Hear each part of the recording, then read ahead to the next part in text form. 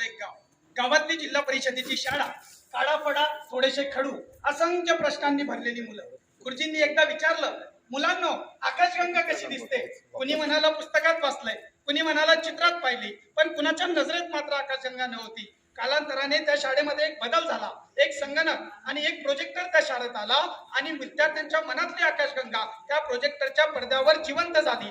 मुळात तो संगणक म्हणजे आकाशगंगा नव्हती, तर समज निर्माण करणारी होती. मुळात ते इंटरनेट म्हणजे करमणूक नव्हते, तर ते इंटरनेट ज्ञानाची खिडकी होते. नमस्कार ज्ञाते, वक्ते आणि श्रोते हो. त्याच धडपडणाऱ्या मुलांच्या प्रश्नाच्या उत्तरांसाठी धडपडणारा एक शिक्षक सचिन पाटील प्रस्तावाचं अचूक आणि योग्य उत्तर घेऊन आपल्या समोर उभा आहे. विषयाच्या अनुकूल बाजूने म्हणजेच सत्याच्या बाजूने अर्थातच विषय सादर करतोय शिक्षणातील तंत्रज्ञानाचा वापर.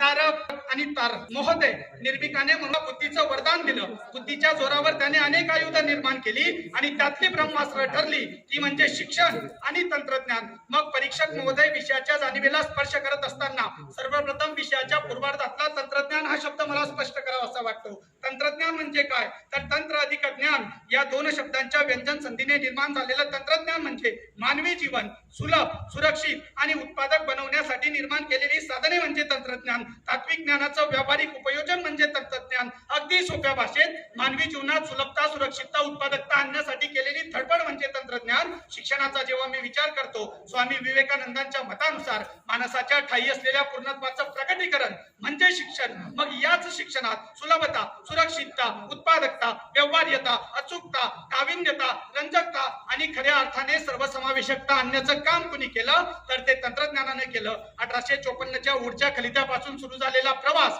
2020च्या नव्या शैक्षणिक धोरणापर्यंत पोहोचला. शिक्षण व्यवस्थेत या काळात अनेक स्थित्यंतरं झाली. आजच्या विज्ञान युगात माहितीचा स्फोट झालेला असताना, काल शिकलेली माहिती आज जुनी होत असताना शिक्षणाला काल सुसंगत बनवण्याचं काम खऱ्या अर्थाने कुणी केलं तर ते तंत्रज्ञानाने केलं. पूर्वी आमच्या वर्गात काळा फडा असायचा, कालांतराने त्याची जागा ग्रीन बोर्ड, डिजिटल बोर्डने घेतली. आज ती जागा AI बोर्ड घेत आहे आणि भविष्यात अजून प्रगत तंत्रज्ञान त्या ठिकाणी निर्माण होईल यात निर्मात्र देखील शंका नाही. तंत्रज्ञानाने झालं काय तर कागदावरचं ज्ञान आमच्या दृष्टीसमोर निर्माण केलं. तंत्रज्ञानामुळे झालं काय तर अनुभवातून शिक्षणाची संधी प्राप्त झाली. तंत्रज्ञान आलं काय तर मानवी मनाच्या अंतरंगापासून तर अंतरिक्षाच्या आकाशगंगाच्या अंतरंगापर्यंत पाहण्याची दिव्य दृष्टी आम्हाला प्रदान केली आणि तंत्रज्ञानाने शिक्षणात एक नवी उंची गाठली. ग्रामीण भागात संधींचा वानवा असताना तंत्रज्ञानाच्या साह्याने शिक्षणाच्या अनेक संधी उपलब्ध झाल्या आणि ग्रामीण शहरी दुरी दूर झाली. मुळात तंत्रज्ञानाचे असंख्य फायदे असले तरी माझ्या मनाला भावलेले फायदे मी या ठिकाणी आवर्जून सांगावेसे वाटतात.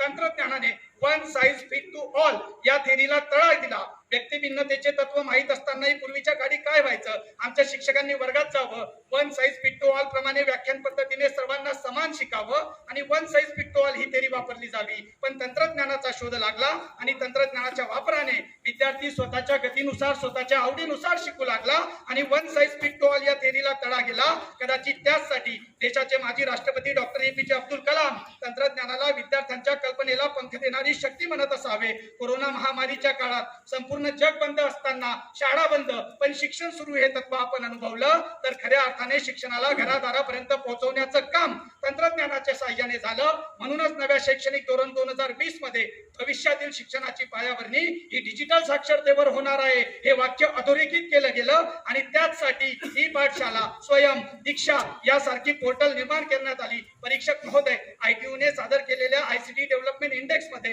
2015 साली 167 देशांच्या यादीत भारताचा 131वा क्रमांक लागत होता, पण 2025 पर्यंत भारत 78व्या क्रमांकावर आलं. मुळात ही गरुड झेप झाली ती तंत्रज्ञानाच्या साह्यानेच. केवळ अध्ययनाच्या दृष्टीने नव्हे तर अध्यापक, शासन, प्रशासन, मूल्यमापन, संशोधन शिक्षणाच्या सर्व क्षेत्राला तंत्रज्ञानाने परिस्पर्श केला. म्हणून तंत्रज्ञान शिक्षणात तारक ठरते. तरीही तंत्रज्ञानाच्या बाबतीत विचार मंचावर आणि समाजात नकारात्मकतेचा सूर जेव्हा मी पाहतो तेव्हा मला ते विचार बाजारात मिळणाऱ्या 10 रुपयाच्या कुरकुऱ्याच्या पाकिटाप्रमाणे वाटतात.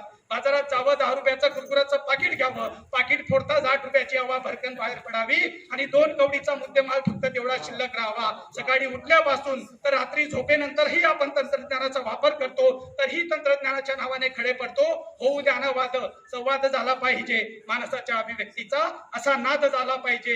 या ठिकाणी तंत्रज्ञानाची शिक्षणाची जर उच्च क्षेत्र आपल्याला गाठवायचं असेल आणि फिनिक्स पक्षाप्रमाणे प्रगती करायची असेल तर या ठिकाणी उपस्थित शिक्षण पंढरीच्या पांडुरंगांना तंत्रज्ञानाची आस कास आणि ध्यास धरण्याचं मी आव्हान करतो. प्रवास जरी कठीण वाटत असला तरी अशक्य मात्र नाही. शेवटी जाता जाता अटलजींच्या शब्दात एवढंच, बाधा है आती है आएक दिले प्रलय की गोरखट आहे, पाओ के नीचे अंगारे सर पर बरसे यदि ज्वाला है, निज हाथों से हंसते हंसते आग लगा कर चलना होगा. शिक्षा पुनरुत्थान के लिए मेरे साथियों कदम मिलाकर चलना होगा, कदम मिलाकर चलना होगा. मनपूर्वक धन्यवाद. लोकसंख्येमध्ये आज जगामध्ये भारताने चीनला सुद्धा मागे टाकलेलं आहे. तंत्रज्ञानाचा वापर जर आपण वाढवला तर अधिकाधिक बेरोजगारी वाढणार असं नाही का वाटतं? मुळात तंत्रज्ञानाच्या वापराने बेरोजगारी वाढणार हा आपला गैरसमज आहे. नवीन कोणताही शोध जेव्हा लागतो तर आपल्या समोर रोजगाराच्या संधी उपलब्ध करून देत असतो. तंत्रज्ञानाच्या वापरामुळे रोजगाराच्या संधीच्या रूपात बदल होणार आहे, रोजगाराच्या संधी कमी नाही होणार. जर तंत्रज्ञानाचा वापर शिक्षण क्षेत्रात सुरू झाला तर आपल्याला AI तज्ञांची गरज लागेल, आपल्याला आर्टिफिशियल इंटेलिजन्स मध्ये वापर करता सॉफ्टवेअरची गरज लागेल, हार्डवेअर निर्माण करणाऱ्या इंजिनियरची गरज लागेल. फक्त संधीचं रूपांतरण वेगळ्या याच्यात होईल, संधी नष्ट नाही होणार. तंत्रज्ञानाचा वापर तुम्ही शिक्षणामध्ये करता, बरोबर? मग काही ठिकाणी अडचणी येतात का?